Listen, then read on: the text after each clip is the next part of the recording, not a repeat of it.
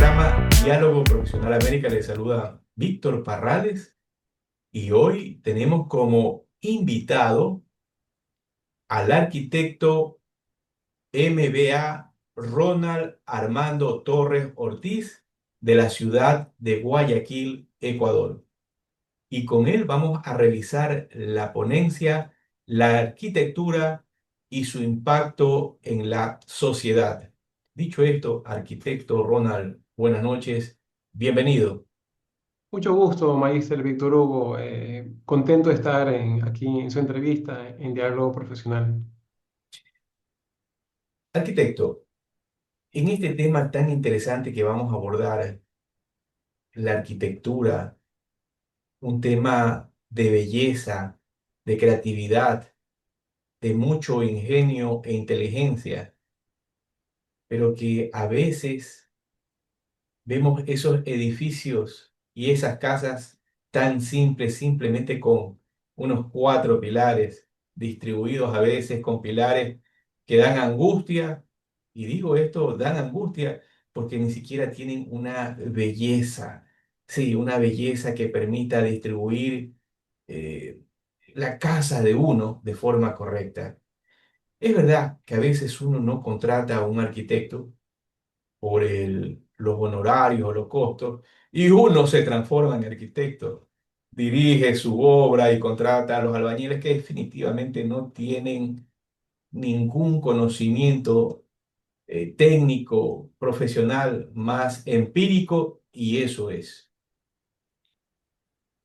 Y vemos que en el transcurso de la línea del tiempo, en este tema de la arquitectura, nos recordamos el tema del neolítico, o lo que conocemos como la Edad de Piedra, donde nuestros ancestros vivían en cuevas, se cobijaban con pieles de animales, pero ya llegando a la edad actual, a los tiempos actuales, vemos la arquitectura en toda esa línea del tiempo, cómo ha evolucionado, ha dejado belleza arquitectónica como el tema de los griegos, romanos, egipcios, etcétera.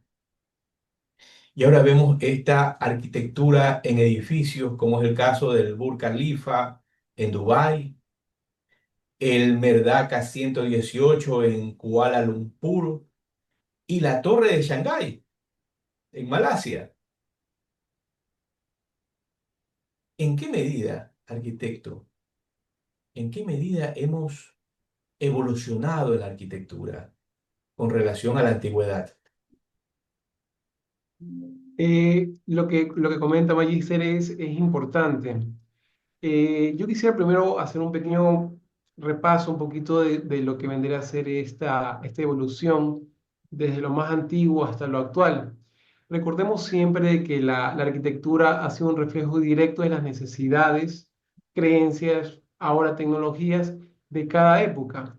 Si tuviéramos, diría yo, que hacer un recorrido dentro de los principales sitios históricos, tal vez yo lo dividiría en etapas. Vámonos, digamos, como usted lo mencionaba, la parte de Egipto, Mesopotamia, Grecia y Roma, estas civilizaciones, donde teníamos una base de la monumentalidad. Recordemos los egipcios con las pirámides, buscaban esa expresión de un poder divino, mientras que los griegos desarrollaban los famosos órdenes clásicos, corintios, jónicos, con esa precisión milimétrica, esa precisión matemática, mientras que los romanos generaron esta parte de la innovación estructural. Hablamos en el caso de los arcos, las bóvedas, las cúpulas, y además que para, aunque usted no lo crea, los romanos comenzaron con el tema del uso del concreto, que en términos se llama el opium cementitium, en donde generaron todas estas grandes estructuras. Pasando estas grandes civilizaciones, vemos, por ejemplo, la Edad Media, donde tenemos los estilos. Comenzamos con los estilos románicos, con los muros gruesos, portantes, las ventanas pequeñas. De ahí pasamos al tema gótico, en donde vemos las bóvedas de crucería, la verticalidad de las catedrales, el tema de los vitrales, pasando por el Renacimiento, Rococó, Barroco, hasta que llegamos al tema de la Revolución Industrial, que prácticamente damos un giro, obviamente como civilización, como planeta Tierra, en donde transformamos las posibilidades constructivas. Vemos mucho el tema de la utilización del hierro, del acero, que aparecen en estas grandes estructuras como el Crystal Palace o la Torre Eiffel. Y hasta que viene el tema de la posguerra, entra el movimiento moderno en arquitectura, que comienza con el siglo XX con arquitectos relevantes, por ejemplo, Le Corbusier, Mies van der Rohe, Walter Gropius, que priorizan que la forma sigue la función. Y esta forma sigue la función, quita la ornamentación de los edificios, se vuelven más racionalistas, priorizando que la lógica constructiva como primero, la lógica, la eficiencia de los espacios y la orden espacial, obviamente sin olvidarnos también del juego de volúmenes como tal. Como contraposición viene el tema del posmoderno y a su vez continúa lo que se llama el deconstructivismo, con grandes referentes como Zaha Hadid, Frank Gehry, en donde vemos que la forma ya no sigue tanto la función, sino que la forma genera una especie de transformación de los conceptos principales, en los conceptos formales, y busca indagar mucho más allá con los fluidos, con las formas orgánicas. Y actualmente vivimos en la etapa contemporánea, donde tenemos la inclusión de las impresiones 3D, el diseño paramétrico, actualmente la inteligencia artificial, y cómo vamos transformando día a día y obviamente priorizando cada época como si fuera un adelanto hacia el futuro que está por venir. Arquitecto, vemos países europeos, Francia, España, Italia, que tienen todas estas trabajos arquitectónicos, ¿no? Medievales, actuales también, muy ricos. Vemos países en Asia como los países de China, Shanghái, en el caso de Malasia, en el caso de Japón, edificios arquitectónicos maravillosos, como el caso de Dubái, lo que indicaba el Burj Khalifa. Pero si nos venimos a América Latina, específicamente en el tema de Ecuador, Guayaquil, vemos que no evoluciona, vemos que se queda en el pasado con un centro fantasmagórico, sin nada de innovación, donde me pareciera que el único grupo empresarial que trabaja en algo por el tema del desarrollo es el Grupo Novis, por si acaso no le estoy haciendo propaganda, pero es lo que más se ve justamente en el trabajo de la construcción, de la arquitectura, del diseño. Dicho esto, ¿qué pasa con Guayaquil? Nos hemos quedado totalmente rezagados. Ahora hay burbujas de habitacionales, incluso empresariales, burbujas empresariales, donde tienes que entrar con el acceso respectivo. Caso contrario, no entra.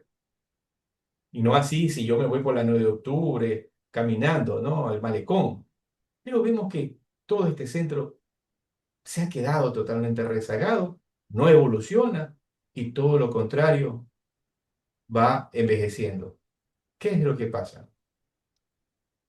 Viene una problemática ya de años, porque recordemos que antes teníamos un centro que estaba pujante, un centro vital, lo que permitía en este caso generar este dinamismo y estas mezclas de usos, en el caso residencial, comercial, público. Lo que deberíamos de buscar, en este caso como arquitectos y como futuros arquitectos, es tratar de dinamizar el centro de la ciudad. Entiendo que el municipio actual hay ciertas estrategias que quieren implementar, como la peatonalización, para involucrar al peatón, para involucrar a la sociedad al centro de la ciudad como tal. Yo creo que en este caso deberían de fomentar o deberíamos de crear políticas, en este caso de viviendas en particular, en donde se motive primero la realización de concursos, la realización de tal vez de priorizar y incentivar que las personas, en este caso el pueblo guayaquileño, pueda involucrarse con un arquitecto, pueda vincularse con un arquitecto para generar este, este cambio en la ciudad y poder tener una línea conceptual o un estilo arquitectónico como tal, como se lo ha venido dando en diferentes países. Pero creo que hay que dar el paso tanto desde la parte pública como desde la parte privada. Entiendo que el grupo Pronovis está incentivando el tema de lo que a veces los guayaquileños no queremos, vivir en comunidad, vivir en la parte de un edificio, de departamento. Generalmente el guayaquileño está más acostumbrado a vivir en su casa, no tanto en comunidad, lo que tal les pasa, por ejemplo, en la ciudad de Quito. Entonces, estas torres donde mezclamos tanto el uso residencial como el uso también comercial y de oficinas, buscando dinamizar y densificando en un pequeño espacio lo que vendría a ser la pujanza y la vitalidad de una ciudad. Nos recordamos los egipcios con la construcción de las pirámides, los romanos con los acueductos, con los foros, ¿sí? Con el Coliseo romano. Una ingeniería y arquitectura de su época increíble y que incluso los acueductos no pudieron ser superados en Europa muchos años después. Ahora vemos un desarrollo tecnológico que justamente está transformando la construcción, la industria, y por ello ahora nos encontramos con impresoras 3D, algo increíble. Vemos el tema de la robótica con inteligencia artificial incluida. Entonces, también tenemos el caso de la realidad virtual, justamente en este caso la realidad virtual aumentada, y en esto me recuerda, no sé si se acuerda el Viewmaster, donde uno veía las fotitos en su momento, Claro, sí. época, no sé si alcanzó, sí. Sí, sí, sí. Entonces, ahora no, ahora no se ponen estos lentes tecnológicos donde ve todo como si fuera en directo. Entonces vemos también los drones, como indicaba la inteligencia artificial, ahora las computadoras cuánticas, justamente que se está desarrollando. Entonces, con toda esta tecnología que se desarrolla, que tenemos a las manos, y que muy poco, no sé si usted en la universidad donde trabaja, tienen un salón de impresiones 3D, ¿no? Que esté funcionando con realidad aumentada o inteligencia artificial. Vemos que no accedemos a esa tecnología. Nos seguimos quedando y quedamos tan rezagados y no vemos una evolución justamente para la ayuda de la arquitectura. Entonces, la pregunta es, ¿los avances tecnológicos cómo han influido en la construcción a lo largo del tiempo?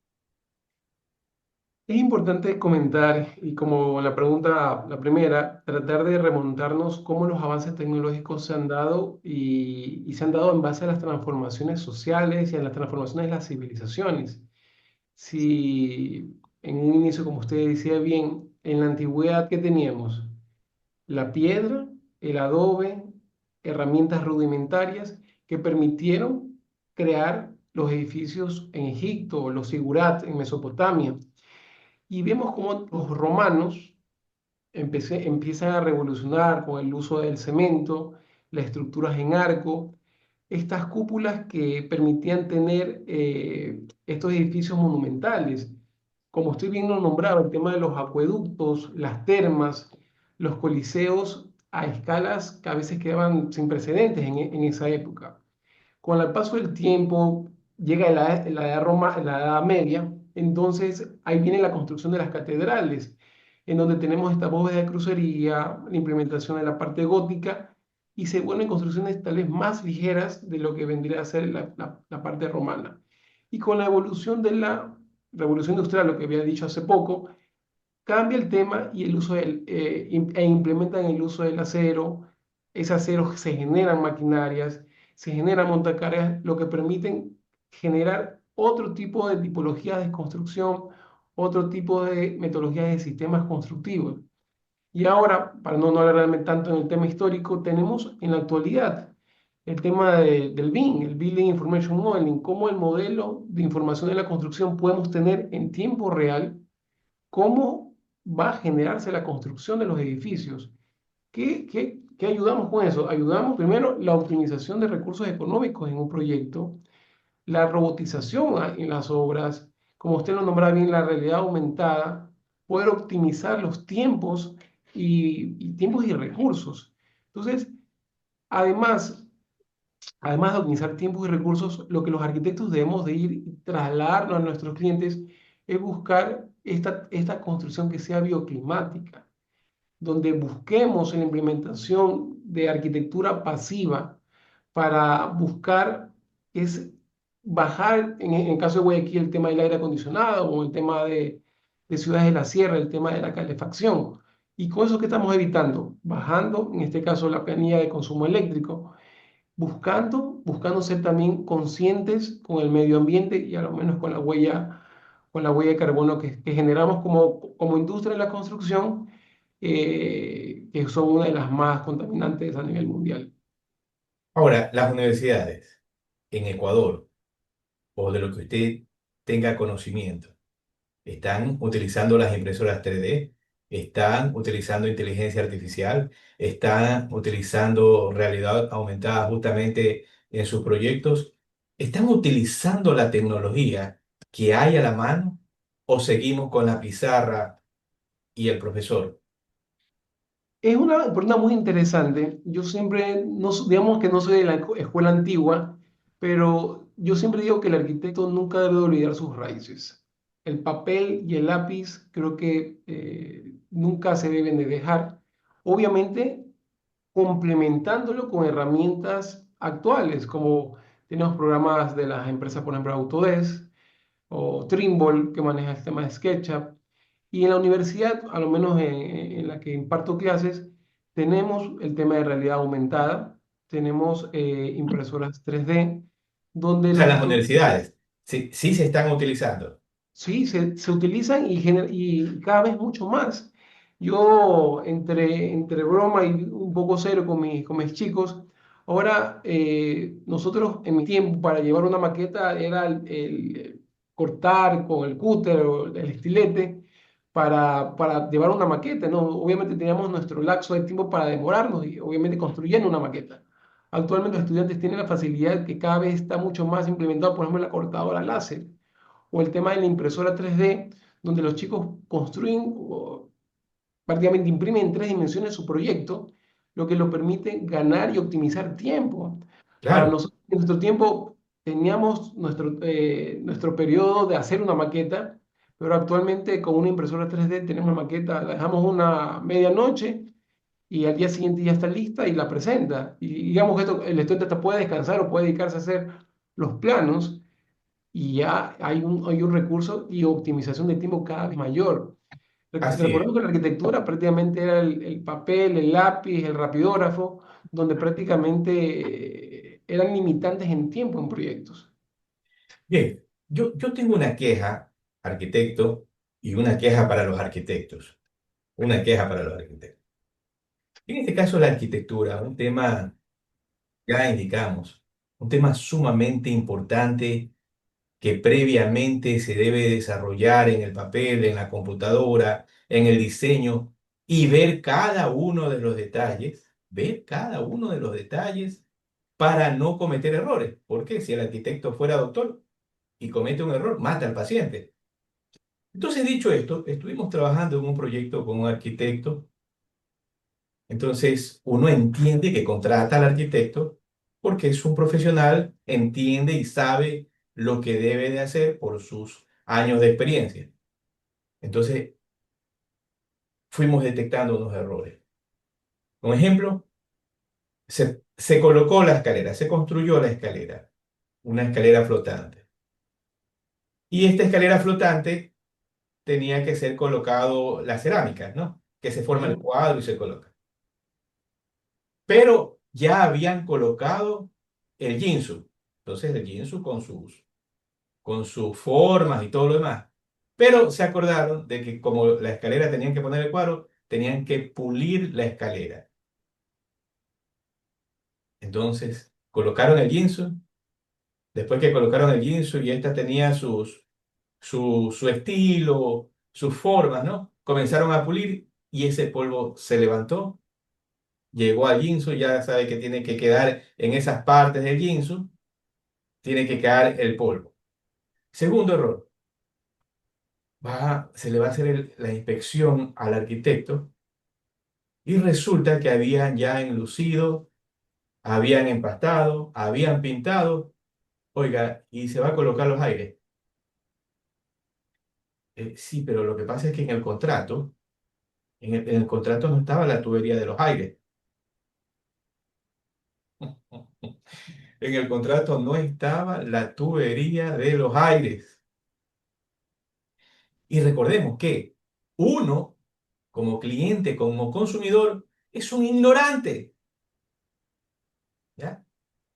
Y como ignorante no sabe todo lo que acarrea la construcción, el diseño, los planos, etcétera, etcétera. Tercer error, de la casa de al lado, cuando uno tiene un ventanal y un balcón, hay que dejar una pared para que no se pueda ver la casa de al lado. No me recuerdo el nombre. Retiro posterior, Ah, supongo. entonces, ahí se había colocado un vidrio. Se había colocado el vidrio, un vidrio grueso, pero se veía la casa de al lado, desde el balcón. Entonces va el inspector, dice, no, aquí le faltó la pared porque usted no puede ver la casa de al lado.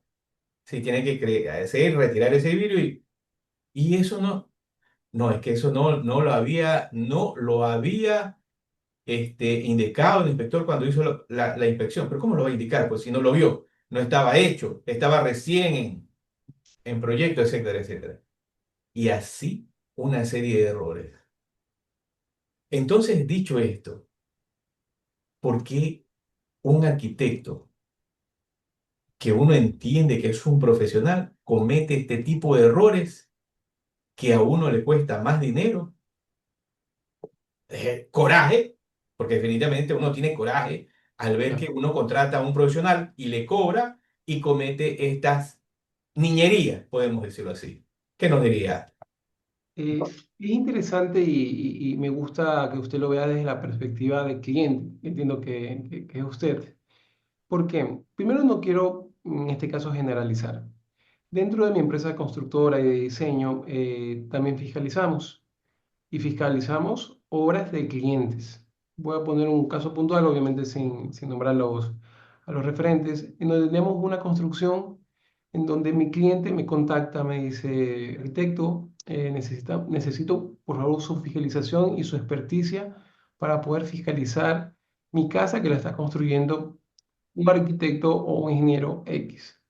Por supuesto, generamos el tema de la fiscalización, en este caso el tema de las visitas, en donde el error que cometemos, tampoco me excluyo del tema, es que no tenemos un diálogo inicial con el cliente, punto uno. Tal vez los errores se pueden evitar, yo siempre digo, se pueden evitar en el plano. Cuando un cliente o cuando un profesional le muestra a su cliente el proyecto, siempre le digo, en este caso a mis estudiantes o al personal que trabaja conmigo, tratemos de ser lo más claro y honesto con los clientes. Tenemos esto, tenemos lo de aquello, o va a pasar esto. Yo no generalizo, la verdad, así como hay arquitectos buenos, habrán arquitectos también que les falta cierta experticia en la construcción de residencias, con la construcción de proyectos. Lo mismo puede pasar con la parte de los doctores, abogados, ingenieros. Entonces, tal vez, como digo, tal vez le jugó mal el tema de que ese profesional no fue responsable desde un principio, primero con un proyecto. Y cuando hablo de responsable, cuando yo siempre indico, la responsabilidad parte desde el día uno que lo contratan a uno como profesional.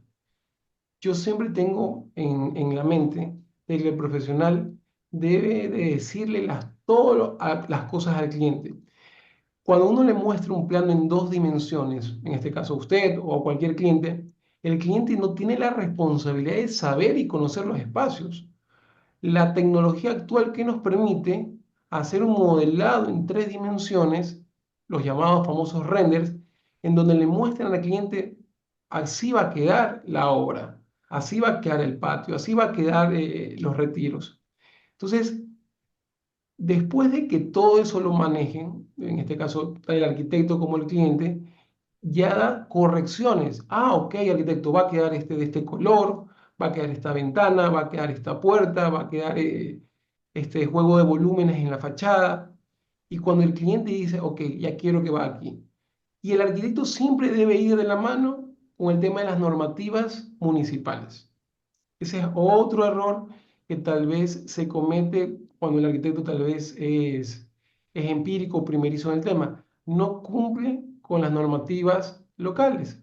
Y le voy a dar un ejemplo particular. Y obviamente de clientes. Justamente tenía un buen amigo que el papá quería hacer un aumento en una casa, digamos, grande. Entonces me dijo, Ronald, en la confianza que te tengo, ¿qué opinas? Yo le puedo decir a él, ok, ¿cuántos pisos quiere hacer tu papá de aumento? Mi papá quiere hacer 2 pisos hasta 3 pisos más. Yo digo, a ojo de buen cubero, le digo, tal vez no creo que sea así, pero igual déjame pedir normas, déjame averiguar el tema del COS, el CUS, que es el coeficiente de ocupación del suelo y de utilización del suelo. Averiguando obviamente con normativa, en este caso de la ciudad de Guayaquil, me pude enterar de que no permitían más de un piso. ¿Qué pasó en el caso? De que, en este caso, un amigo le comentó al papá, digo, pasa esto. Y el papá fue, ¿cuál fue? No, yo tengo otro arquitecto que lo puede hacer. Me puede hacer 2, 3 pisos más. Me puede sacar el permiso de construcción, etcétera. Lo que yo le pude indicar, en este caso a mi amigo, le dije, no hay ningún inconveniente. Si él lo puede hacer, bienvenido sea. Lo que yo te hablo, primero con honestidad y segundo con norma técnica. Claro, Entonces, en este caso, el padre de mi compañero, de mi amigo, lo hizo. Para no alargar la historia, máster, pasaron 2 meses y me llaman de vuelta mi amigo. Dice, Ronald, ¿qué hago? Le di obviamente sus honorarios al arquitecto y no aparece. Entonces, desde las universidades se debe implementar también la ética profesional, porque no por coger un trabajo, yo voy a, como dice la frase, pintar pajaritos en el aire. ujú, Prefiero ser honesto con el cliente, decirle, ¿sabe qué? Pasa esto, esto, lo otro. Si el cliente toma el riesgo, ya es un tema del cliente, pero prefiero ser siempre honesto y claro en las cosas que se manejan tanto desde la parte proyectual, tanto en la parte de trámites, obviamente, municipales. Y complementando a la pregunta, ahora hay una metodología que se llama la metodología BIM, en donde el cliente puede ver su proyecto en 3 dimensiones y hasta puede poner una personita, donde puede caminar por la casa y puede ver cómo va a quedar cada uno de los espacios a través de realidad aumentada. claro. Sí. Justamente eso le Entonces, iba a decir. Utilizando los lentes, ya puede ver cómo va a quedar su casa y puede ver cualquier detalle que se esté escapando. por supuesto, entonces yo siempre digo, hay profesionales en la viña del Señor, de todo hay en realidad.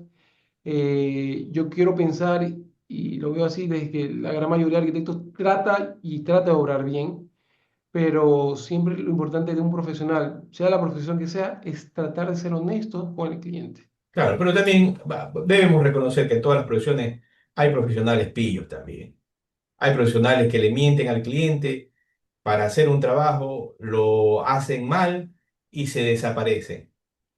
Como dice la frase, lagarto que traga, ya no Sí, vomita. sí, y es verdad. Y es verdad, y el profesional tiene que estar. Yo siempre digo que la diferencia entre un profesional y, digamos, un maestro de obra es que el profesional tiene que hacerse responsable. Si se cometió un error, porque obviamente no somos infalibles, se lo Así es. tiene que asumir.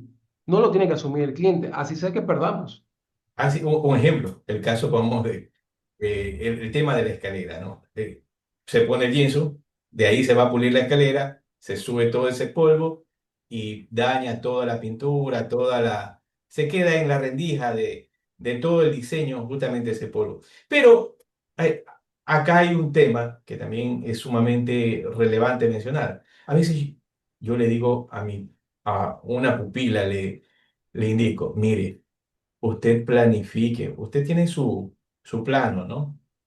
Por si acaso, no soy arquitecto, soy contador público. Pero le digo, muy bien, usted tiene su plano, usted tiene su planificación, su plan de trabajo, pero también tiene que tener su hoja técnica. A ver, equipos eléctricos instalados, esto sí, no, esto falta. El aire acondicionado, oiga, esto no le hemos hablado con el cliente. Pero tratan de llevarlo todo en la cabeza cuando hay cosas muy detallistas que hay de que darle seguimiento y tener mucho cuidado, porque recordemos que nuestros pensamientos y nuestra cabeza es muy frágil, se olvida de muchas cosas y por eso también es importante que todo quede en blanco y negro. Pero hay momentos en que yo me reúno con el profesional y el profesional me tiene que decir, oiga, aquí no está el tema de la tubería del aire. Entonces, ¿cuál es la pregunta? La pregunta es, ¿el profesional tiene que tener su hoja de ruta técnica de cada uno de los aspectos para ir controlando y que no se olvide? Arquitecto. El arquitecto, en este caso, yo creo que es la persona ideal para cualquier construcción. Y se lo sustento en base a qué. El arquitecto conoce y diseña cada espacio de la casa. Punto uno. Genera esas percepciones sensoriales de funcionalidad y de forma, que son claves. Ligándolo al tema de la pregunta, el arquitecto debe tener el anteproyecto, que debe ser obviamente socializado y conversado con el cliente, y ahí viene el tema del proyecto, en donde se mezclan ingenierías. ¿Cuáles son ellas? Estructural,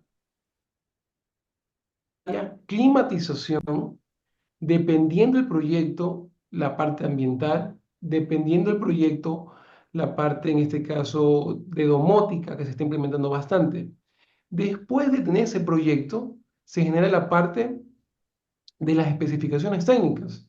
Yo conversaba con un gerente de una firma de diseño grande a nivel mundial, en donde me decía que lo que falta, no hablo de la arquitectura, hablo de la construcción aquí en el país, es que no marcamos la hoja de ruta y las especificaciones técnicas las hacemos prácticamente, son citas pequeñas, mientras que en Estados Unidos prácticamente se sabe hasta qué clavo se va a poner en la puerta. Porque si uno tiene primero la hoja de ruta, la ruta crítica que también le llamamos, podemos saber primero qué tiempo nos vamos a demorar en la obra. Además que la especificación técnica me va a permitir saber que en el rubro, ejemplo, puerta, voy a poner cerradura, voy a poner bisagras, la puerta, jambas, etcétera.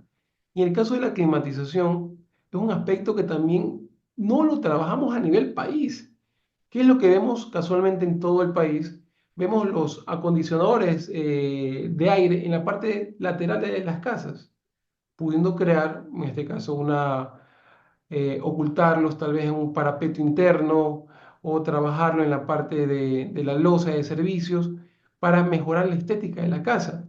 Y obviamente lo que sí también puedo decir es que en la parte de las grandes construcciones de residencias, lo que se hace es optimizar el recurso. ¿A qué me refiero con esto? De que la casa la buscan competir en precios entre promotoras inmobiliarias, obviamente evitándose y ahorrándose el tema del ruteo de la tubería de cobre del aire acondicionado, que hubiese sido el éxito que hubiese estado empotrada y nos evitamos picar paredes y poderlos anexar. Entonces, tal vez lo que faltó en su caso particular es que el arquitecto le faltó la experticia de poder comentarles, ok, esta es la casa y aquí va a estar ubicado el aire acondicionado, necesitamos tubería de drenaje, necesitamos las tuberías para conectar el gas del aire acondicionado. Y obviamente eso conlleva también otro costo que en este caso usted lo puede ver si lo asumo o lo dejo para después, etcétera. Pero Claro. siempre es importante la comunicación. El Claro, la arquitecto, comunicación y como usted decía, la honestidad, ser claro y directo. Mire, usted quiere que vaya esto oculto, esto cuesta, pero le va a quedar mucho mejor, ¿no? Bien, ahora, Sí. en el tema de las necesidades sociales y culturales, en cada época se han reflejado diversos estilos arquitectónicos como el románico, el clásico, el gótico, el barroco, el neoclásico y así sucesivamente. Y hay que incluir el estilo alemán, que es el estilo Bauhaus. Espero Badajoz, sí. ajá, espero haberlo dicho bien. Entonces, ¿qué estilos nosotros en Ecuador aplicamos? Específicamente en la ciudad de Guayaquil, que veo que no hay una transformación de lo que estuvimos dialogando hace un momento y a nivel general. Arquitecto. A ver, la ciudad de Guayaquil, aunque usted no lo crea, sí tiene ciertos estilos arquitectónicos. El arquitecto Macaferri, por ejemplo, implementó mucho el tema del movimiento moderno dentro de la ciudad. A diferencia, por ejemplo, de una ciudad hermana como la ciudad de Quito, que tiene un casco histórico centralizado, Guayaquil lo tiene disperso por todo el centro de Guayaquil. Y ese estilo moderno, que fue obviamente en el siglo XX, buscó generar o responder a la necesidad urgente de reconstruir una ciudad. Recordemos que Guayaquil fue azotada por los incendios, entonces las soluciones eran poder generar el tema de soluciones de vivienda que sean accesibles, que sean masivas, buscar el tema de la parte austera, racional y más que nada ligarse a la funcional. Pero si nos vamos al Guayaquil, en este caso de colonial, tenemos el famoso patio interior, los soportales que lo continuamos en el centro de la ciudad. Yo siempre le digo a mis estudiantes y a las personas conocidas cuando hablamos sobre la arquitectura de Guayaquil, es un tema interesante lo que pasa en el soportal porque entiendo que usted ha ido y estado en el centro de la ciudad y no es lo mismo caminar por fuera del soportal que por dentro del soportal. Se genera ese microclima que da la sombra y esa parte que al guayaquileño le gusta, caminar por dentro de los edificios. Entonces, y el patio interior generaba ese microclima interno que conectaba a las familias guayaquileñas con los diferentes espacios de dormitorios, la parte de abajo del patio, son cosas tradicionales, las chazas, que también la altura de las casas, que tal vez con el paso del tiempo, con el cambio de tecnología de la construcción, hemos ido olvidando. Tal vez esta reinterpretación de la arquitectura guayaquileña sería importante incentivarla de las universidades, incentivarla desde el municipio, porque la hemos ido perdiendo. Y son cosas que se le hicieron en su época, no solo pensando en la parte de que sea bonito, sino en la parte funcional, en el famoso confort térmico. Porque ¿qué hacemos ahora en nuestras casas? Llegamos a nuestro dormitorio, ¿qué hacemos? Lo primero que hacemos, prender el aire acondicionado y lo segundo el televisor. ¿Pero por qué? Porque no generamos ese microclima. Conversando con profesionales de Europa, me decían, ustedes la tienen fácil los arquitectos, porque aquí en Europa tenemos que diseñar para el invierno, el verano, el otoño y la primavera. Cuatro climas diferentes. Verano fuerte, con un sol muy fuerte, un invierno duro, con un frío. Entonces, allá la norma, ¿qué dice? Que los edificios tienen que tener esa eficiencia térmica.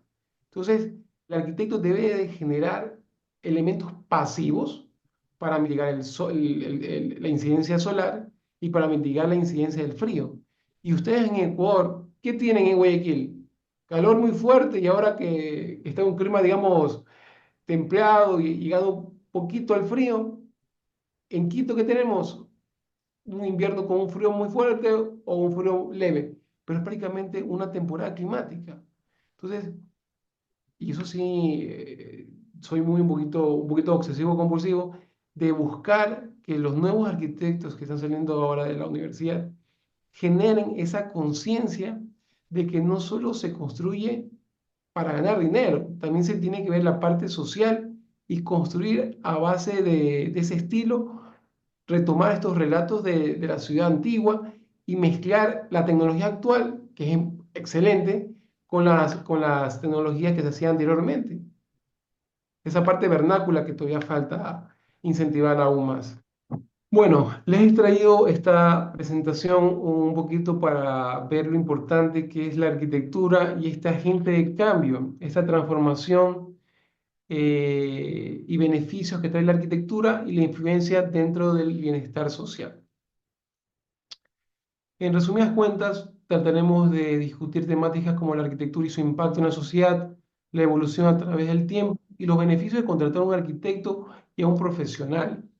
Y además los ejemplos emblemáticos de cómo ha transformado la arquitectura. Siempre digo que la arquitectura, a diferencia tal vez de otras profesiones, debe tener siempre su impacto, nos da su impacto a la sociedad.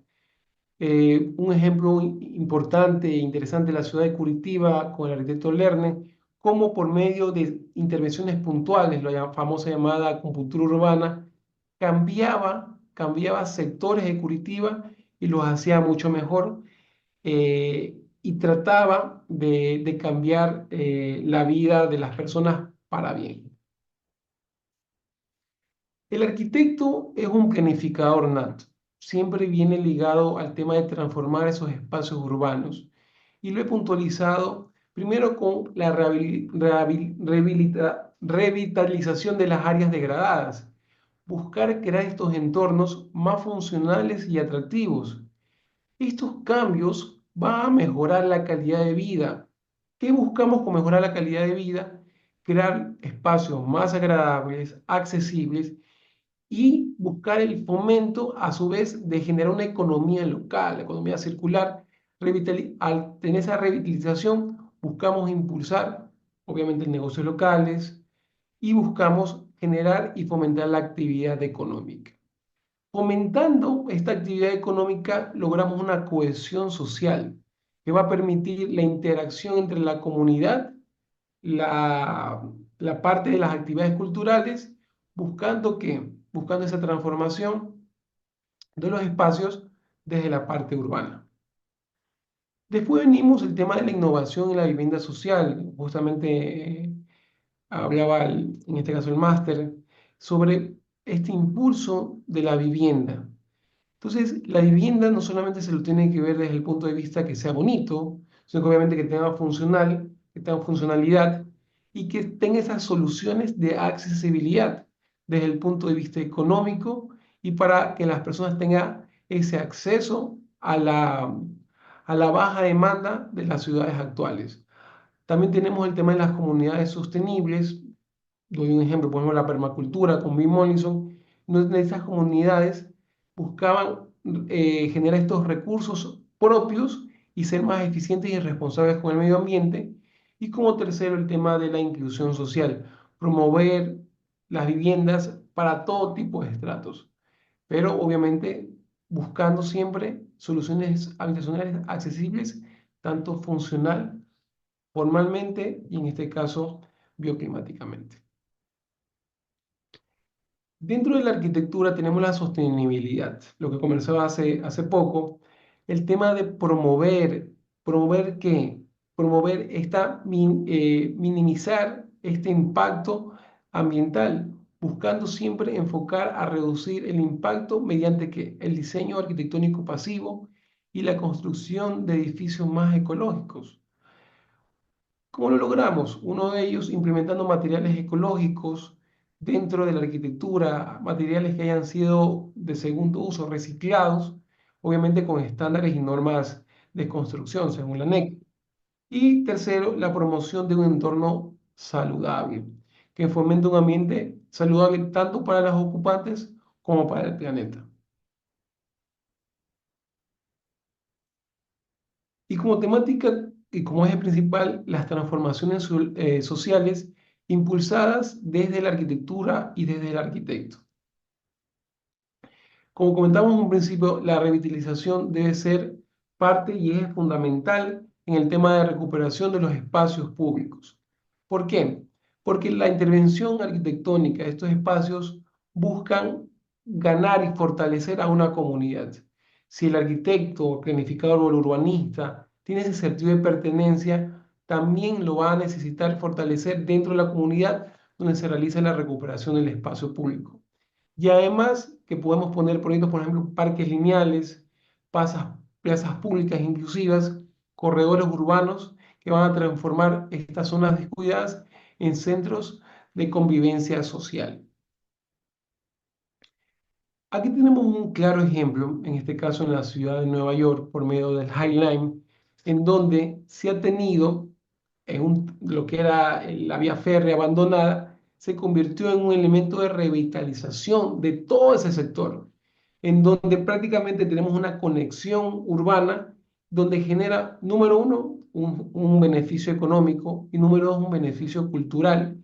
Y obviamente la transformación y la revitalización de ese espacio público, en donde esta vía férrea, descuidada por muchos años en la ciudad de Nueva York, se convirtió en un elemento vital.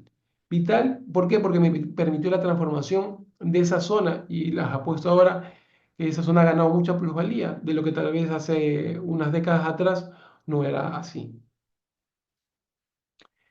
Lo que comentamos también, el tema de la vivienda digna, buscar la cohesión social, la equidad, la dignidad humana. No porque sea una vivienda social, significa que no tiene que ser una vivienda digna y bien diseñada, más que nada accesible, que pueda tener una buena ventilación, iluminación correcta y beneficiar tanto a la persona que lo habita como a la comunidad que va a estar rodeada por esa casa o por esa vivienda.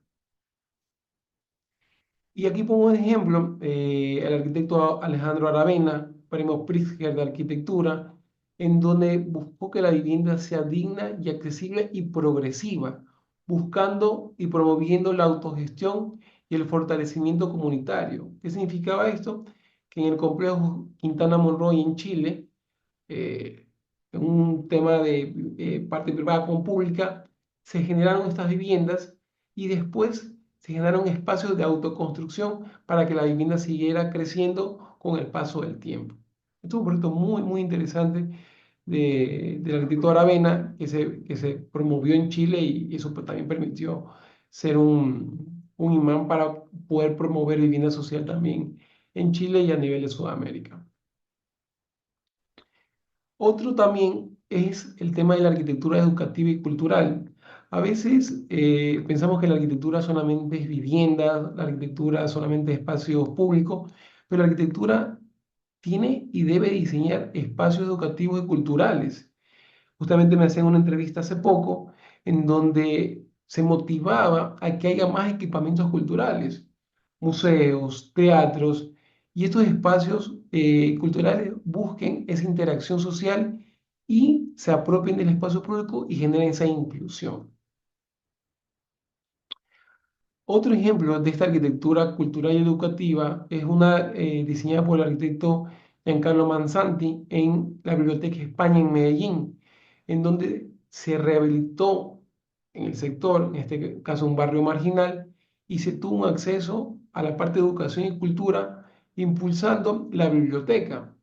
Y ustedes pueden ver las imágenes, como ven en la pantalla, vemos cómo está la parte marginal atrás de Medellín, pero se tienen estas tres torres imponentes que buscan y motivan que la transformación de ese espacio lo revitalizan, tanto cultural como educativamente.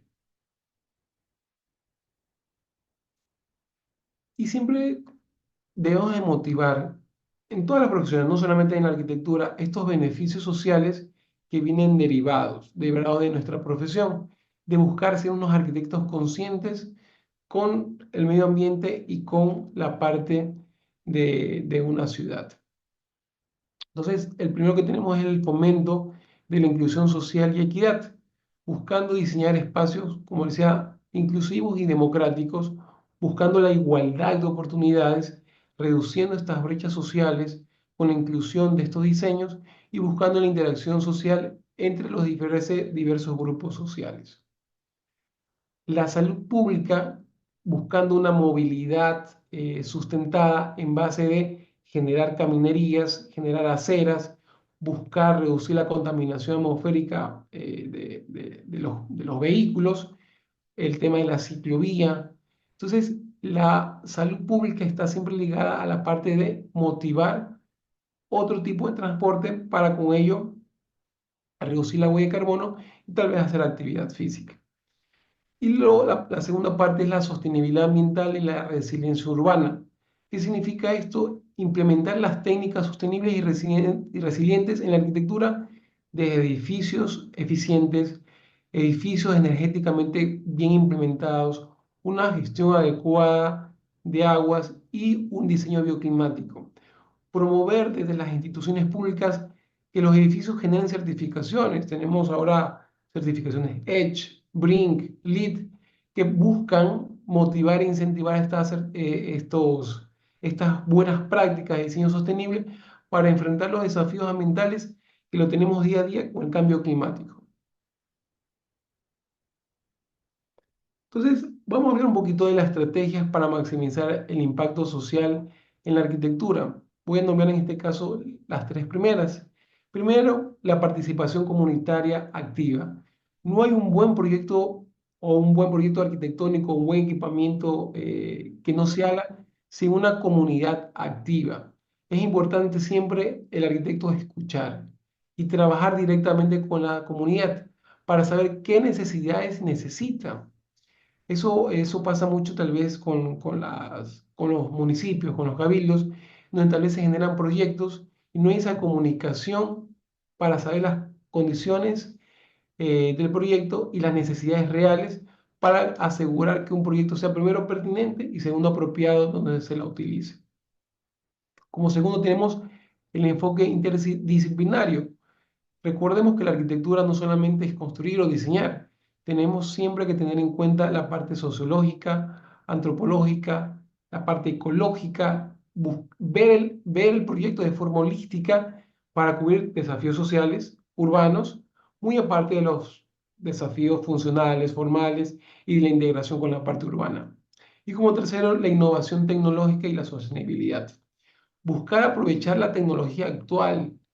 Ahora con el tema de los apagones hace algunos meses atrás, ¿qué impulso se dio? Se dio el impulso con la energía solar, el sistema de captaciones de agua, materiales ecológicos, buscando esa resiliencia que el arquitecto y la ciudad necesita para reducir los impactos en el medio ambiente.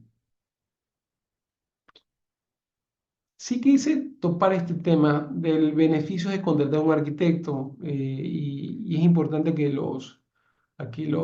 bueno, los televidentes o las personas que van a poder ver este video sepan por qué es beneficioso contratar a un profesional, por qué es beneficioso contratar a un arquitecto. El punto uno, siempre un arquitecto nos da un diseño personalizado y funcional. Los arquitectos que salen en las universidades tienen esa adaptación a conocer las necesidades en base a reflejar las necesidades del usuario, buscando conocer sus preferencias, buscando conocer qué es lo que necesitan y el arquitecto estar de la mano, vinculados y proponiendo cosas de la mano con el cliente. Segundo, la integración tanto funcional y estética. Nunca olvidarnos de eso, porque cada rincón o cada espacio debe ser bien pensado, práctico y obviamente, como dice la palabra, atractivo, y que los espacios sean útiles y agradables, buscando maximizar la comodidad y también la belleza de cada uno de los rincones. Segundo, después de ver la parte de anteproyectos, venimos a la parte de proyectos, en donde también podemos optimizar recursos y presupuestos. Y yo más hago este recalco en la parte de optimización de recursos. Optimización de recursos tampoco significa reducir valores, sino que con un mejor material y con un mejor implementación de ese material en el rubro del proyecto, buscamos optimizar estos recursos. Buscar un control del presupuesto, decir, arquitecto, tengo un presupuesto estimado para esta construcción y el arquitecto buscará adaptarse, evitando primero gastos innecesarios y mantener siempre dentro del presupuesto que maneja el cliente. Y como tercero, el tema de la elección de los materiales. Buscar la eficiencia en los materiales, buscar optimizar el desperdicio. El arquitecto siempre buscará darle a su cliente o esperará darle a su cliente el impacto final en donde se reduzcan el uso de materiales y que sea más exitoso y rentable el proyecto, tanto para él como para el cliente. Lo tercero, el tema de de la garantía de calidad y el cumplimiento normativo. El arquitecto debe de siempre, y ahí soy un poquito, recalco mucho este tema, cumplir con los códigos de construcción. Actualmente CODOR maneja la NEC, entonces en la norma ecuatoriana de construcción, en donde busca, y se busca con esta norma, regular la construcción y evitar problemas a futuro, vicios ocultos, que la calidad de la construcción sea la óptima. Tal vez, ojo que no ven, corazón que no siente. Eh, el cliente, al contratar a un arquitecto y al hacer, en este caso, el seguimiento de su construcción, va viendo qué tipo de materiales y qué tipo de calidad está obteniendo con su obra. Y otra vez, y otro tema también, la protección legal y de seguridad. Siempre digo yo que cuando se contrata a un arquitecto debe haber un contrato, obviamente dependiendo también la obra, en donde se especifiquen los deberes, responsabilidades que tiene el arquitecto y obviamente que tiene el contratante. Y ahora, para un poquito ir cerrando el tema de la exposición, la arquitectura transformativa, vamos a ver un poquito de los proyectos de la renovación urbana, tanto revitalización de comunidades, edificios y mejoras de la infraestructura. El tema de las edificaciones, primero, que al cambiar un tema o aspecto en la ciudad, como comentábamos el tema de Curitiba, va a tener un impacto positivo en el tema del turismo. Ejemplo, lo que pasa en el Museo Guggenheim. ¿Cómo le llaman el efecto Guggenheim? Donde hubo esa transformación de ese espacio que prácticamente no solo transformó el espacio que alberga el museo, sino que transformó la ciudad. Y esta ciudad la volvió más vibrante, hubo el tema de la revitalización del río. Entonces, eso además que simboliza buscar ese símbolo de progreso, por pequeños cambios, en este caso el museo, un tema cultural, y buscó el progreso desde el desarrollo y la innovación y de la revitalización urbana, mejorando la calidad de vida y el entorno urbano circundante. El impacto, obviamente, en comunidades desfavorecidas, lo que comentábamos, viviendas accesibles, desarrollo económico de esos espacios y la creación de los espacios comunitarios, fomentando la cohesión social y promoviendo la interacción entre los habitantes. Un caso que sí quise traerlo a esta charla, tal vez es el caso de la reconstrucción de Varsovia. Recordemos el tema de la Segunda Guerra Mundial, que prácticamente esta ciudad fue resurgida de las cenizas. Recordemos que, como vemos en la imagen ahí, Varsovia fue prácticamente devastada después de la Segunda Guerra Mundial, en donde esta ciudad permitió cambiar y resurgir prácticamente de las cenizas, teniendo la identidad y recuperando la parte histórica y cultural de la ciudad y ahora convirtiéndolo en uno de los referentes y símbolos de la resiliencia urbana y nacional que pasó como ciudad, ejemplo después de la Segunda Guerra Mundial, la posguerra. Un poquito de historia, obviamente en el 43 se levantó el gueto de Varsovia, este era un intento histórico para buscar la resistencia judía en la destrucción de los barrios. Después, en el 44, el levantamiento de Varsovia, esta insurgencia del pueblo polaco contra la ocupación alemana, que prácticamente terminó con una destrucción sistemática y premeditada del 85% de la ciudad por parte, en este caso, de las tropas alemanas. Al final de la guerra, prácticamente Varsovia estaba totalmente en ruinas, casi un 90% de su centro histórico fue reducido a escombros. Entonces, aquí viene lo que se llama el plan de reconstrucción y revivir esa identidad nacional. ¿Cuáles fueron esos objetivos del plan?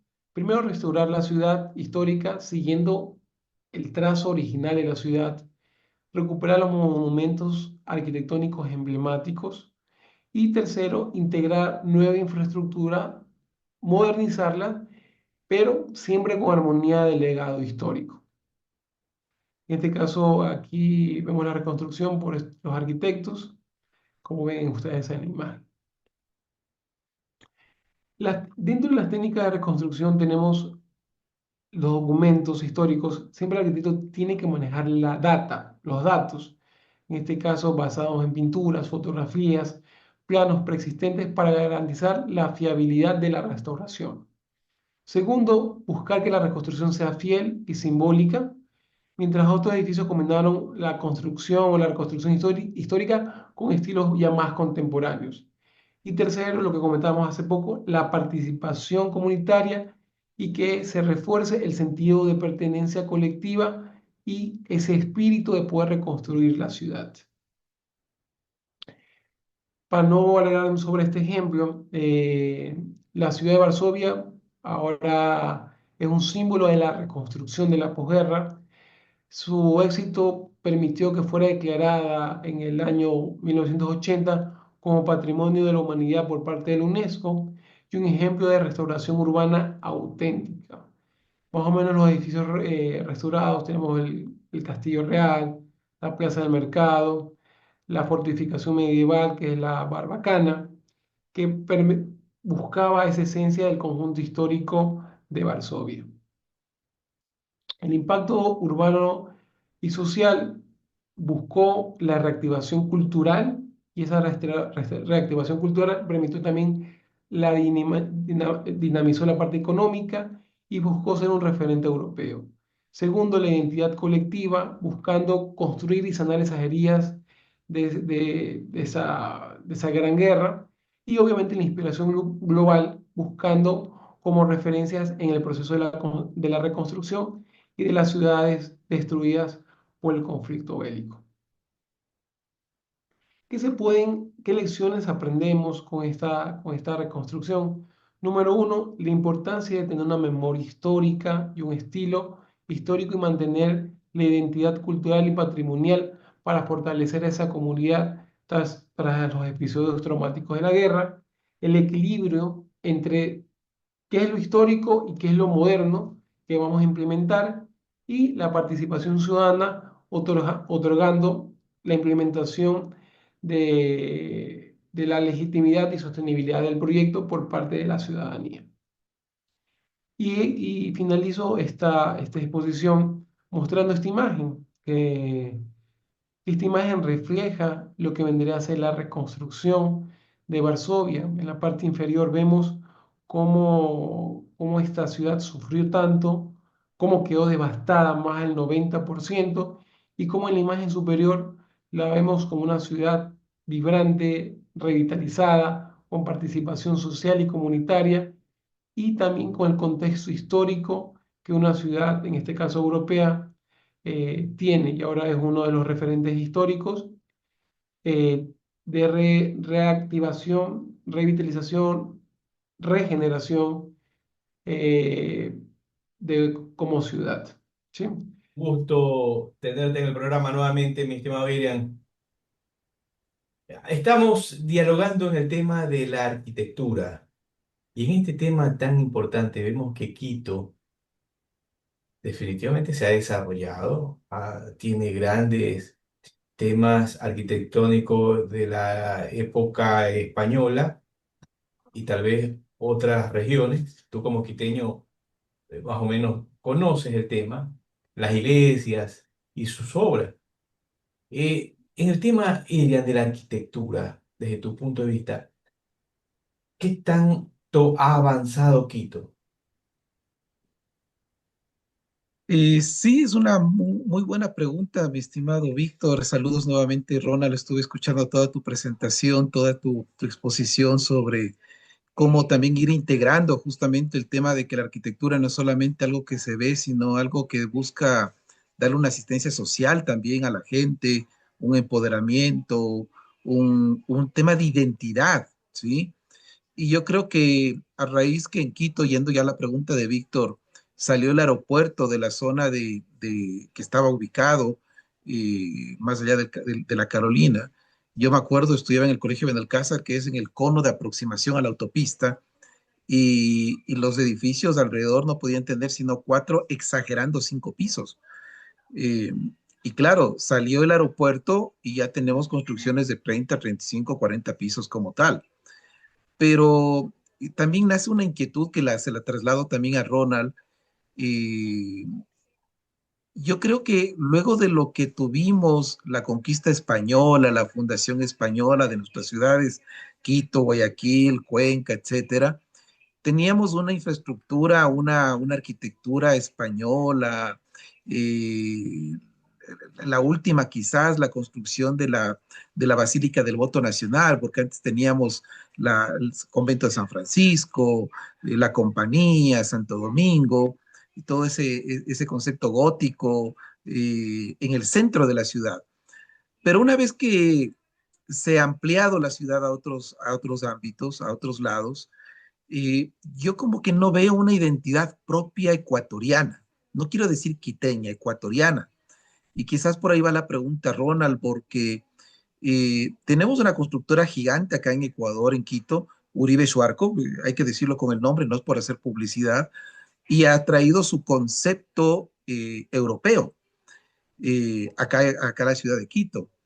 Eh, Está comenzando a construir en Guayaquil, pero creo que Consorcio Novis ya tiene su propio estilo.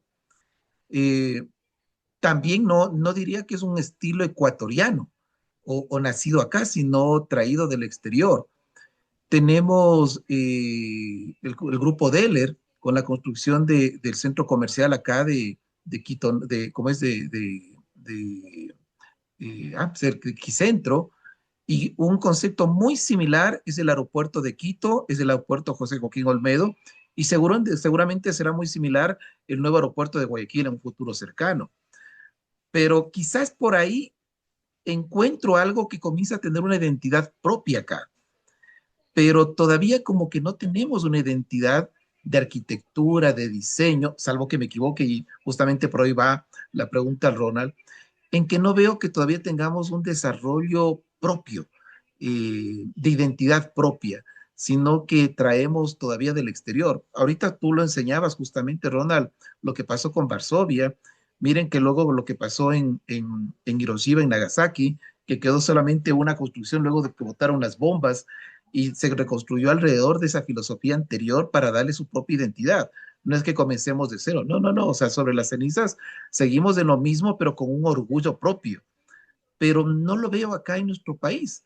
Claro. Quizás Cuenca, tal vez, con la construcción de ladrillo, etcétera, pero no sé, ¿qué opinas, Ronald, tú como tal? Disculpa que le pase también la pregunta, Víctor, a No, Ronald, que no. es el invitado, pero me parece que esa falta de identidad lo vemos, salvo que me equivoque, Ronald.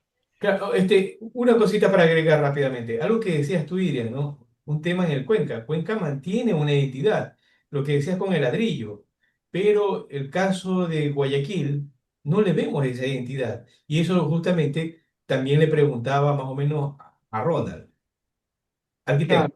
No, un gusto también, Adrián, poder conversar contigo y tratar de poder compaginar tanto lo que pasa en Guayaquil como lo que pasa también en Quito.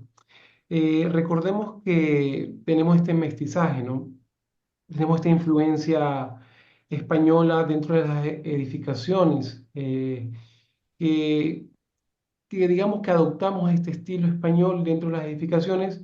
Por ejemplo, en el caso de Guayaquil, nuestras edificaciones fueron lastimosamente colapsadas con los grandes incendios, si no me equivoco, Víctor, entonces que no permitía tener estas viviendas con el paso del tiempo, aunque algunas se mantuvieron conservadas.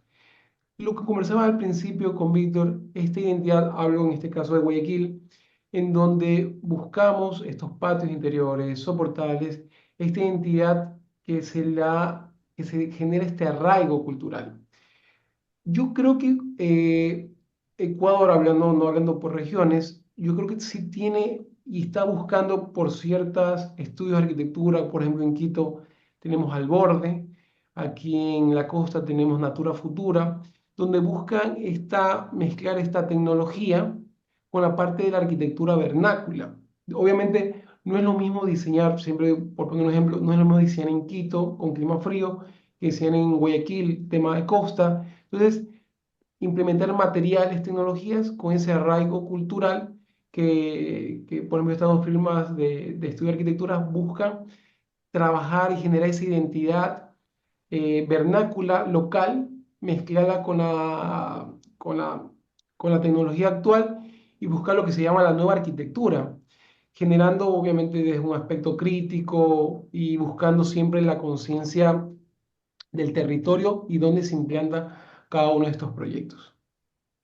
Pero un ejemplo, algo que decía Irian, vamos Cuenca, que hemos visitado Cuenca, mantiene el ladrillo, mantiene su formato, pero vimos otras ciudades como Riobamba. Irian, ¿has ido a Riobamba? Sí, sí, En sí. el caso de Riobamba, un ejemplo, me parece que Riobamba ha ido poco a poco perdiendo su identidad arquitectónica. ¿Qué opinas, Ronald? Sí, a ver, siempre se va a ir perdiendo esta identidad arquitectónica, siempre digo por el paso de la tecnología. Si ustedes, vamos a poner un ejemplo sencillo, el tema de los celulares. Hace 10 años atrás no hubiésemos pensado poder mandar imágenes, documentos a través de este aparatito que nos servía solamente para llamar. El problema es de que ya viene también un tema de las escuelas de arquitectura. Creo que la Escuela de Arquitectura en Cuenca es un referente nacional muy bueno, de no perder esta identidad, no perderla en base a las nuevas tecnologías. Siempre digo yo que debemos de adaptarnos y generar esa nueva arquitectura. Ejemplo, lo que comentaba al principio, cómo el mundo, no hablemos de país, hablemos de mundo, cómo fuimos cambiando. Teníamos una arquitectura barroca, renacentista, con grandes ornamentos. ¿Qué pasó después? Vino la posguerra. ¿Qué necesitaba media Europa tener? Reconstruirla. ¿Y qué buscábamos? La racionalidad. Buscábamos generar edificios que sean funcionales, por albergar y reconstruir Europa. Entonces, quitamos la ornamentación, que se puede ser muy bonita, pero buscamos reconstruir. Entonces, nace lo que es el movimiento moderno. Entonces, con los avances tecnológicos de software, después nace el deconstructivismo, en donde tenemos formas muy exuberantes, por poner un adjetivo, que permitimos tener estos edificios como Muhammad Burj Khalifa, donde implementamos tecnología. Entonces, cada época va marcando, cada época de la civilización va marcando ciertas tendencias, y esas tendencias también hacen un cambio de la identidad arquitectónica. El problema es de que nuestra civilización, en este caso como la ecuatoriana, no tiene tanto tiempo y no ha tenido estas guerras que han devastado, por ejemplo, Europa. Entonces, lo que hay que buscar siempre es la normalización de estilos, que podemos también ligarlo, porque tampoco soy como si no comparto tanto que a veces aquí en Guayaquil tenemos la masificación de construcción de viviendas, donde es una vivienda replicada cientos o miles de veces. Entonces, buscar ese estilo. Y un poquito de lo que no contesté en la pregunta de la constructora de Uribe, en donde Uribe, ¿qué hace? Por ejemplo, en el tema del EPIC, que trajo a Philip Stark, una firma de arquitectura extranjera, o el mismo Icon, si no me equivoco, que lo diseñó la firma BIC, o tal vez Pronovis, que busca, bueno, en este caso, contratado, por ejemplo, con un arquitecto guayaquileño, que es Eduardo McIntosh, en donde también le da esa, esa influencia de un arquitecto ecuatoriano, pero con una influencia asiática. Obviamente el profesor en Londres. Entonces, son cositas que tenemos que ir generando a mi criterio, una nueva identidad en base a la arquitectura vernácula actual y a la mezcla de las tecnologías actuales de construcción. Ronald, Irian y Ronald. En el caso de Quito, Irian, como quiteño, ¿tú sientes que Quito ha retrocedido, se ha estancado o ha avanzado? Ejemplo, uno va a Dubái, dice, qué belleza, qué edificio. O sea, tienes dónde ir, dónde disfrutar y entretenerte visualmente con todo el tema arquitectónico y todo lo que hay, ¿no? Vas, por ejemplo, a Italia, a Francia, a España, a París específicamente, o vas a Shanghái.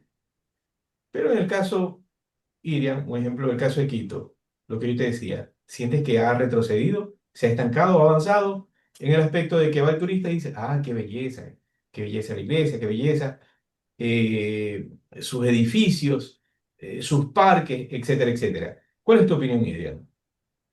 Sí, yo creo que todavía no tenemos una línea arquitectónica definida para la ciudad.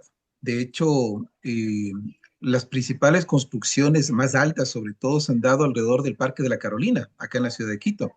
Entonces, todo el grupo Suarco, Gurrubi Suarco, pues, construyó alrededor del parque la mayor cantidad de construcciones. Hay otras de un estilo un poquito más antiguo del mismo grupo Uribe, hacia la zona de la Colón, de la Avenida Amazonas, etcétera. Pero creo que ahí nos hace falta un estilo un poco más propio de la ciudad. No sé si es la definición correcta, decir, definir la línea arquitectónica de la ciudad. De hecho, hay un plan que tenían acá de hacer alrededor a lo largo de la avenida 10 de agosto, el diseño arquitectónico y que sea ese el eje que es como cruza toda la ciudad, que es una ciudad larga, es angosta, es larga, pero por ahí se vaya definiendo la ciudad como tal. Pero también tenemos una problemática de conectividad. El metro le ha dado otra visión a la ciudad, definitivamente, una visión muy interesante. Mira, con tristeza debo decírtelo, a mí me encantan los toros, puede ser que algunas personas no sean muy amantes de ello, pero yo estuve hasta hace 4 o 6 horas en Lima, en Perú, acabo de regresar, y allá tienes otra identidad de ciudad. Y cuando estaba allá, escuchaba, se va a derrumbar ya la Plaza de Toros Quito. ¿Y qué se va a hacer ahí? Un conjunto habitacional. Decía, esta no es una zona para conjunto habitacional. Esa es parte del desarrollo arquitectónico de ciudad para hacerla más turística como tal. Sigues en una zona que no hay donde parquearse construyendo más unidades habitacionales. Entonces, como que nos falta eso. Pero sí creo que tenemos que también decirlo, aunque me salgo un poquito del tema, mi estimado Víctor y Ronald. Había no recuerdo bien, creo que se llamaba Ricardo Mórtola, un arquitecto diseñador. Él hizo el estadio del Barcelona, la Correcto. réplica en más pequeñito, el estadio de la Liga. Y Sí. luego este modelo se fue a Perú con el estadio del Universitario de Deportes. Entonces, mira, sí, ese modelo ecuatoriano, ese sí creo que podríamos decir un estilo ecuatoriano, fue exportado hacia otros países, aunque ahora ya como que hemos entrado a este tema de las arenas que se denominan a los estadios, ¿no? Eh, el Estadio Nacional de Lima ahora es una arena, antes era abierto, ahora es totalmente cerrado. Gigantesco, 80.000 personas ahí, un pedacito pequeñito de terreno, pero creo que sí podemos lograrlo. Creo que por ahí falta que nuestras escuelas, facultades de arquitectura, artes, diseño, etcétera, como que comienzan a trabajar y proponer el estilo propio de nosotros, ¿no? Como que ya pasó el tema de la conquista, no hemos tenido estas grandes desastres naturales o guerras, como justamente lo decía Ronald, de sobre eso construir manteniendo la identidad. Pero No Irian, lo tenemos, ¿no? ¿tú sientes que sí Quito ha avanzado o Avanzado, ha avanzado? avanzado, no en la línea arquitectónica adecuada, creo yo. No soy experto en eso, obviamente, Claro, pero sí pero como que hay ciudadano uno construcción ve, ¿no? Uno importante. ve el avance, uno ve los cambios definitivamente. Comienzas a sentir orgullo por la ciudad, efectivamente. Exactamente. Sí, señor. Ronald, aquí un ejemplo del caso Guayaquil, ¿no? Uno dice, a ver, vengo a pasear, viene alguien de afuera, vamos a decir de Quito o viene de otro país. ¿Dónde lo llevo? Lo llevo al malecón. Lo llevo a recorrer el malecón, el cerro, lo hago subir las escaleras, que se canse. A ver, ¿de ahí de dónde lo llevo? Chuta, a ver, lo voy a llevar a los locales allá de Saborondó, aunque depende de dónde viene el turista. Si viene de España, dice que me trajiste a ver, yo veo mejores cosas en España. Entonces, ¿dónde lo llevo? Entonces, no hay muchos lugares. Vemos que, aunque se están haciendo edificios como lo que está haciendo el Grupo Novis nuevamente, y ciertas construcciones, pero no es algo que uno puede decir, mira lo que tenemos, te traemos a visitar a este parque grandioso, te traigo al Parque del 9 de Octubre, mira esta maravilla. ¿Hemos retrocedido? ¿Nos hemos estancado en Guayaquil o estamos avanzando? ¿Cuál es tu opinión desde tu punto de vista profesional y como ciudadano guayaquileño? Yo creo que la palabra clave para contestar esa pregunta es la planificación. Si lastimosamente, y hay que decirlo, tal vez la planificación viene ligada con el espíritu de cuerpo político, de no porque un alcalde sea de una tendencia o de otra, significa que el otro lo que hizo está mal. Tal vez en otras partes del mundo los regímenes sean diferentes al ecuatoriano, ¿no?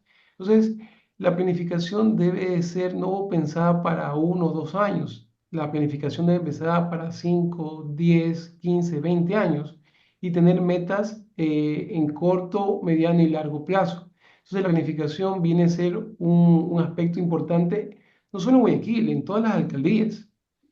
Tal vez vemos otras ciudades, en el caso de Quito, hace unos pocos meses pude ir, siempre digo que Quito es una ciudad hermosa, pero por ejemplo Quito tiene esa particularidad de la parte del crecimiento vertical. En cambio, Guayaquil tiene el crecimiento horizontal. Obviamente todo depende de la topografía, la orografía de las ciudades. Entonces, Quito ya prácticamente, y Dylan no me deja mentir, el tema de los valles cada vez se está copando más, se está yendo ya prácticamente vivir en Quito como tal, ya cada vez más, es más complicado porque ya las personas se están yendo cada vez a los valles y genera el tema del tráfico. El tema de Guayaquil se está expandiendo para el oeste de la ciudad, ahora un polo de crecimiento que está comenzando es el tema de Villa La Costa, en donde cada vez se expande por ese sector, buscando que sea una localidad de entre media y alta plusvalía, digamos. Entonces, pero todo depende de la planificación. Y ligándole un poquito al tema turístico, yo creo que si buscamos planificar y buscamos generar centralidades dentro de la ciudad, buscamos primero identificar cuáles son esas centralidades. ¿Para qué? Primero, para que la persona no tenga que recorrer más de 30, 40 minutos en carro, pueda caminar, pueda coger transporte público. Lo que decía Adrián de la parte del metro me parece sumamente interesante. Es una envidia sana porque yo que he estado en muchos países de Europa, prácticamente los ciudadanos prefieren coger metro, prefieren coger transporte público antes de su vehículo. Obviamente primero por la parte de la gasolina, el coste de gasolina, mantenimientos, etcétera. Pero el ecuatoriano está acostumbrado, y a lo menos aquí en Guayaquil, a utilizar el transporte particular, el carro propio. Hay familias que tienen 2, 3 vehículos en ciertas, obviamente, ciertas localidades y donde se busca y se prioriza eso. Pero si buscamos fomentar desde una planificación, desde la parte gubernamental, sea local o sea nacional, mejorar la transportación pública es un eje importantísimo. Mezclando centralidades, mezclando transporte, buscamos identificar eso para generar los equipamientos culturales, educativos, turísticos, recreacionales, parques, porque si vemos ahorita Guayaquil y complementando, ¿dónde más podemos tener? Tenemos, por ejemplo, ahorita el Parque Samanes, que es otro parque que puede ligarse y puede ser un potencial turístico en mediano plazo, creería yo. También el tema del Puerto Santana, que está ligado al malecón, es otra centralidad que puede también, y también hay que decirlo, va a haber un tema de una alta densidad y hay que ver cómo soporta la infraestructura de la ciudad de eso. Eso también podemos crear otro tema para ver esa problemática. Cómo el municipio va, si actualmente hay un tráfico tremendo en horas pico, imagínense, Uribe, Pronovis, están generando estas grandes torres. Entonces, ¿cuánta cantidad de personas va a estar en ese sector en horas pico? Entonces, debemos también qué va a pasar con la infraestructura vial Claro. y obviamente la infraestructura de saneamiento. Pero Ronald, lo que yo te decía, se están construyendo burbujas. Burbuja Vía la Costa, burbuja Daule, burbuja San Borondón. Pero lo que es centro o Guayaquil, lo que antes era el casco comercial, donde había movimiento y la gente salía en cierta medida a distraerse, se está totalmente apagando. Bien, para cerrar el programa, mi estimado arquitecto Ronald, ¿cuál sería su mensaje para nuestra América referente a este tema tan importante de la arquitectura? ¿Tenemos un mensaje desde Ecuador que podamos compartir para nuestros hermanos de otros países? No, primero agradecerte en este caso, Víctor, por la entrevista.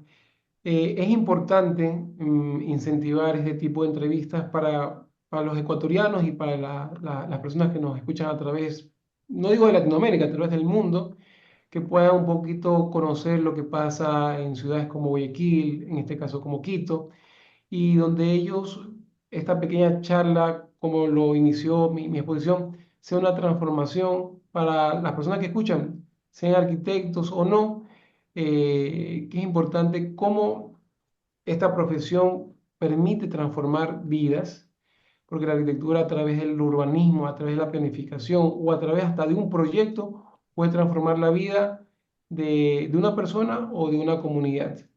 Y obviamente un mensaje para los arquitectos y futuros arquitectos, seamos siempre responsables y profesionales, como lo indicaba Víctor, con nuestros clientes, con nuestra ciudad, con el medio ambiente, que va a ser, creo que digo que es relevante que un arquitecto tenga esa visión holística y esa visión integral en cualquier proyecto que hagamos, sea pequeño o sea grande. Muy bien. Gracias, arquitecto. Irian, ¿algún mensaje? Básicamente, uno de los temas que también Ronald la tomaba, hacía mención en su exposición, eh, tener una arquitectura sostenible, amigable con la naturaleza. Nosotros tenemos a veces que privilegiamos temas de confort y no de naturaleza, no de sostenibilidad.